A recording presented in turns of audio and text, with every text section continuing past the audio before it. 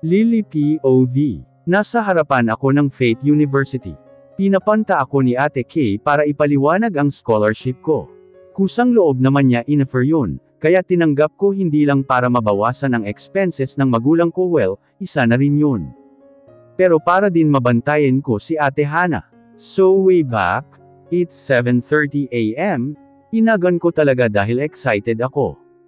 Nagpatuloy ako sa paglalakad, at sa huli ay natuntun ko ang office ni Ate Kay, sigaw ng isang lalaking nasa likuran ko. Get out of my way. Papasok na sana ako nang biglang may tumulak sa akin na pamilyar na lalaki, at natamba ako at sakto pa yung puwet ko sa malaking paso sa gilid ng pinto.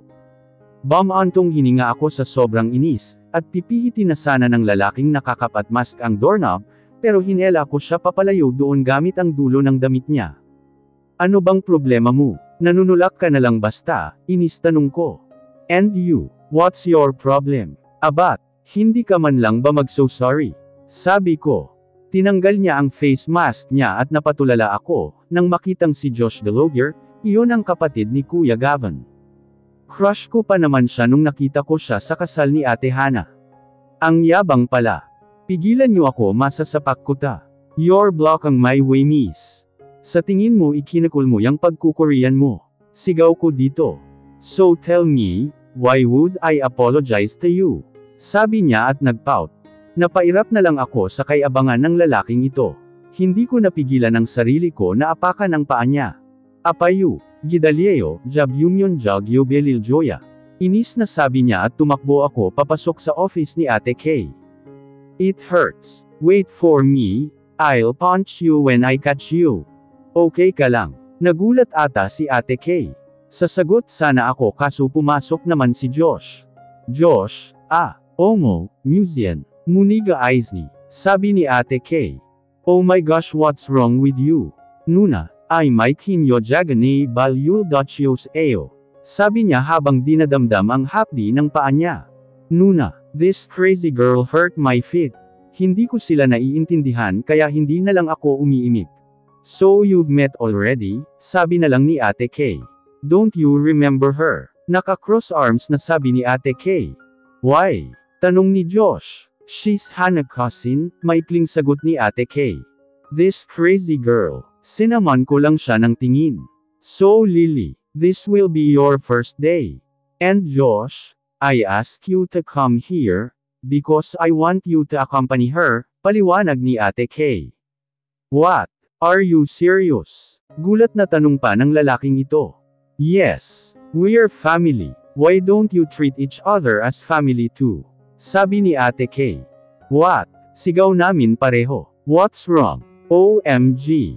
Ayoko. Yuck. Ate Kay, bakit siya pa? Sabi ko. Ate naman. Protesta ni Josh. Alam nyo ganyan din si Gavin at Hana noon. Do you want to end up like them? Nang asar pa si Ate Kay. No way. Sigaw namin pareho. And Josh, doon muna si Lily sa kondo mo, pahabol pa niya. What? Inis na sigaw pa ni Josh. Ate, seryoso ka po. Tumango lang siya sa akin. By the way, may hiking pala bukas ang Fate University students, at kasama kayo doon. And you two are partners for 1 week. Oh, lifetime pala. Ayoko na. Umuwi ako sa apartment ko, at inampake ang damit ko, at sa kasamaang palad ay nandito din si Josh. Matapos akong mag-empake, ay pumunta na kami sa kondo niya, at bongga talaga. Ang ganda-ganda. Kung minalas ka nga naman talaga. Hana POV. 3:00 pa lang ngunit bumangon na kami ni Gavin, para maghanda dahil baka maiwan kami ng bus papunta sa Zambales. Hey, nakikinig ka ba? Agad akong nabalik sa ulirat nang tapikin ako sa balikat ni Gavin. Sorry, may iniisip kasi ako eh. Ano ba ang sinasabi mo? Tanong ko. For sure si Rex or Rem yan. Well, sabi ko, ready na ba yung mga gamit mo? Poker face na tanong niya. Oo, okay na, sabi ko at kinuha ang bathrobe at naglakad papunta sa banyo para maligo. Wait. Nagulat ako nang hawakan niya ang kamay ko, at napahinto ako sa ginagawa ko. Nothing. Get faster, we should take breakfast before we go to Fate University, okay? Ha, si Gavin bata. Ang gulo niya ah. Nagtatakang napatango na lang ako, Hayes ewan ko ba kay Gavin, habang tumatagal mas lalo siyang nagiging weird. Kahit naguguluhan ay nagtungo na ako sa banyo. Highest, ba't ba kasi kasama ko pa sa bahay tang si Josh? Nakakainis. Paalis na kami at papunta na sa Faith University kung saan, magkikita-kita upang sabay-sabay na umalis sakay ng mga bus. Actually, maingat nga ako na pumasok sa condominium na ito lalo na sa 40th floor, dahil alam kong iisa lang ng floor sina Josh, Kuya Gavin, at mga kaibigan niya, mahirap na baka mahuli ako ni Ate Hana. Hoy, mamaya ka na mag-daydreaming, malilate na tayo. Sigaw ni Josh mula sa sala. Nakakainis talaga ta. Nakasimangot akong lumabas ng kwarto at nagtungo papunta sa kanya. At kalaunan ay lumabas na kami ng unit. Nang makarating kami sa Faith University, at grabe yung kaba ko kasi makikita ako ni Ate Hana, at paniguradong uusisay niya kung bakit ako nasa Faith University. Isa pa, kung bakit kailangan sa Faith University pa. Nakarating kami sa Faith University around 3:16 AM, at nandun na din pala sina Reyna pati na ang mga partner nila. I'm so excited na makarating sa destination namin, ito kasi yung first out of town ko kasama ang pinakamamahal kong asawa. Kinuha ko ang backpack, at traveling bag ko at saka bumaba ng kotse. Naglakad ako dala ang mga bagahe ko, at di ko na maalayan na kinuha ni Gavin ang traveling bag, na nakasabit ko sa kanang balikat ko. Let me carry these for you, napatingin ako sa kanya na may halong pagtataka. Ano bang nangyayari sa'yo Gavin? Sigurado ka, medyo mabigat yan, sabi ko pero binigyan lang niya ako ng blankong tingin, at isinabot ang bag sa kaliwang balikat niya. Mabibigatan ka lang Gavin, tingnan mo may dala ka pa na isang traveling bag at backpack. Kaya ko namang dalhin yan eh. Sabi ko, nagigilty kasi ako kasi dagdag bigat pa yung bag ko sa kanya. May traveling bag kasing nakasabit sa kanang balikat niya, at nakasuot pa sa kanya yung backpack niya, tapos bubuhatin pa niya yung bag ko, pinapahirapan talaga niya yung sarili niya eh. Tapos ano, kapag si Rem o Rex ang magbubuhat gustong gusto mo. Pero kapag ako ayaw mo. Ang labo mo naman Hana, sino ba ang asawa mo? Sila ba o ako? E ano naman kung mahirapan ako? Ikaw ba yung makakaramdam, di ba ako? Sigaw niya. Bakit mo ako sinisigawan? Sinigawan ba kita? Kung sa tingin mo si Rex o si Rem ang gusto kong mapang-asawa o Eddie, oo.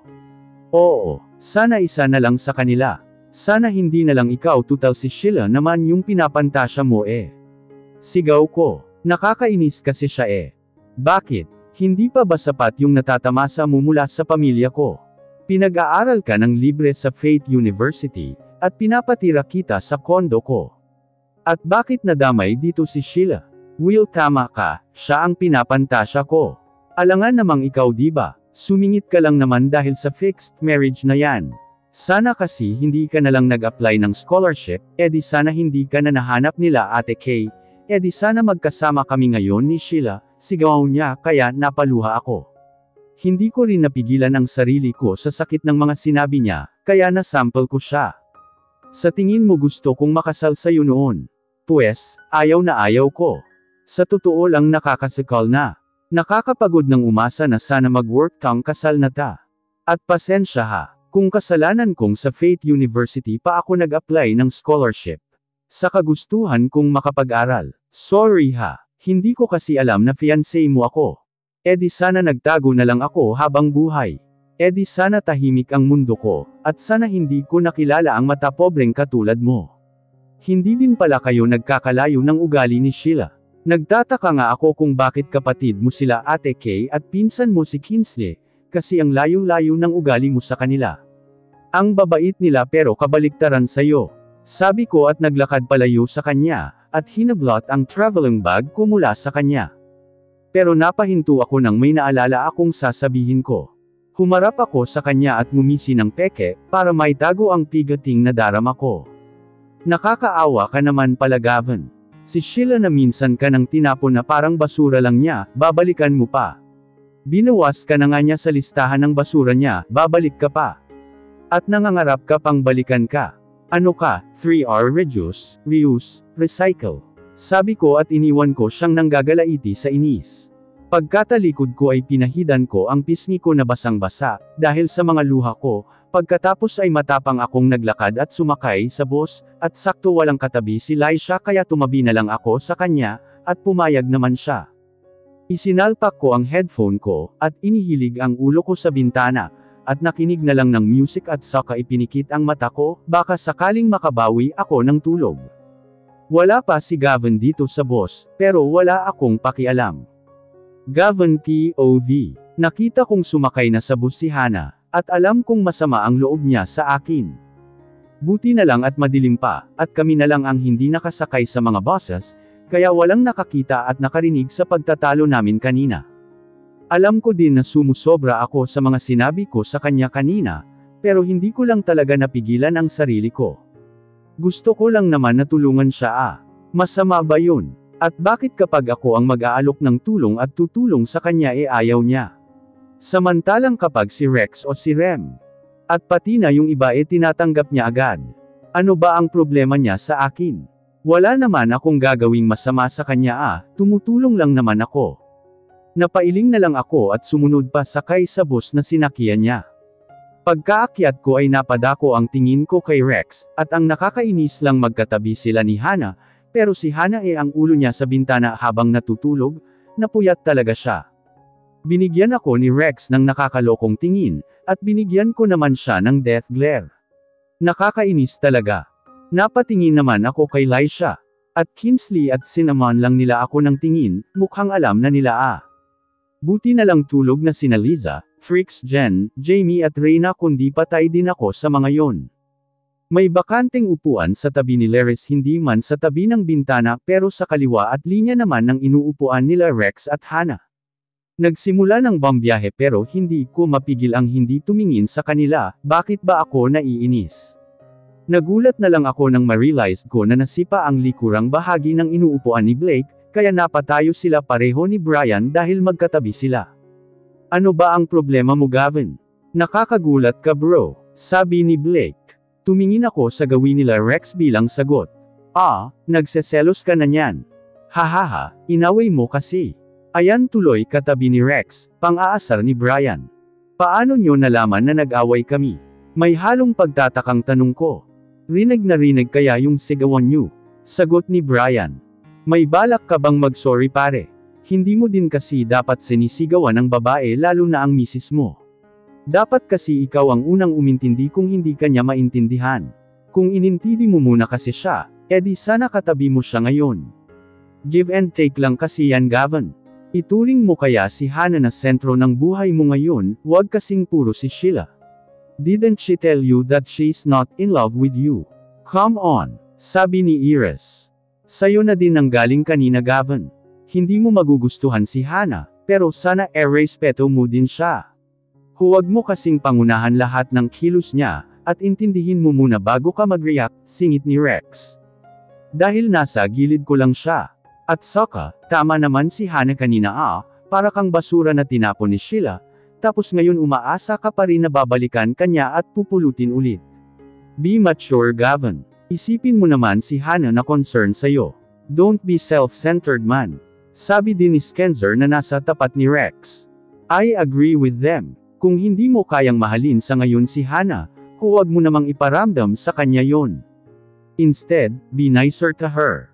Don't blame her that because of her, you lost your chance to get back together with Sheila. What if Hana will be tired to understand you, then she'll leave you? Would you be happy living without her? Sabi ni Phoenix na nasa tabi ni Skenzer. Hindi nyo naman kasi ako naiintindihan Kung kayo, mafi-fixed marriage sa isang taong hindi nyo kilala, pero may mahal kang iba. Matutuwa ba kayo? Di ba? Hindi, sagot ko sa kanila. Oo nga, nandun na tayo sa hindi kami matutuwa, pero bro babae pa rin yun. Kaya dapat pakitaan mo ng maganda para maganda ding pakikitungo ang ibalik sa'yo. Sa'yo, maganda ang ipinapakita ni Hana, kahit minsan nakakainis na yung selfishness mo para sa kanya, nagreklamo ba siya? Nung tumira si Sheila panandalian sa unit mo, narinig mo bang nagreklamo si Hana, o di kaya sinabi niya na paalisin mo si Sheila sa unit mo? Hindi naman di ba? Bakit ikaw Gavin, hindi mo magawang mag-giveaway kay Hana? I'm telling you bro, Ang isang babaeng sobrang mabait at ini-endure lang ang mga sama ng loob niya, kapag napuno mahirap paamuin at magpatawad. Advice lang bro, as a friend try to love her. Wala namang mawawala kung itatry mo diba? Para sa dulo walang sisihan, sabi ni Gian. I agree kay Rex, don't jump into conclusions kasi. Hindi porket kapag kami ang nag-alok ng tulong kay Hana at tinanggap niya.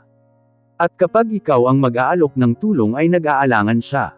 Ay hindi ibig sabihin nun ay mas gusto niya na kami na lang ang tutulong sa kanya. Malay natin na nahihiya lang siya, kasi nga ang dami mong dala. At nag-aalala lang siya para sa'yo na mabigatan ka. Lalo ngayon na na-misinterpret nyo ang isa't isa, nagresulta sa pag-aaway nyong dalawa. At nagsanga-sanga na lahat at sinumbat mo pa sa kanya lahat. Ayusin mo nga ang sarili mo Gavin. Huwag mong asentro sa sarili mo yung pakialam mo, isipin mo din si Hana kasi asawa mo siya. At mag-asawa kayo kaya dapat tanggapin mo na yun. Huwag mo nang isipin si Sheila. At kalimutan mo na siya. Sabi ni Rem na nasa tabi ni Gian na nakaupo sa pandalawahang upuan sa likuran namin ni Iris. Bakit ba hindi nila maintindihan na si Sheila ang mahal ko?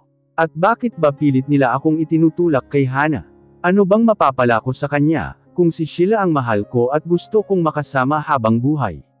Bakit lagi nilang iniisip na nagseselos ako? But there's a part of me that makes me feel uncomfortable. What am I doing?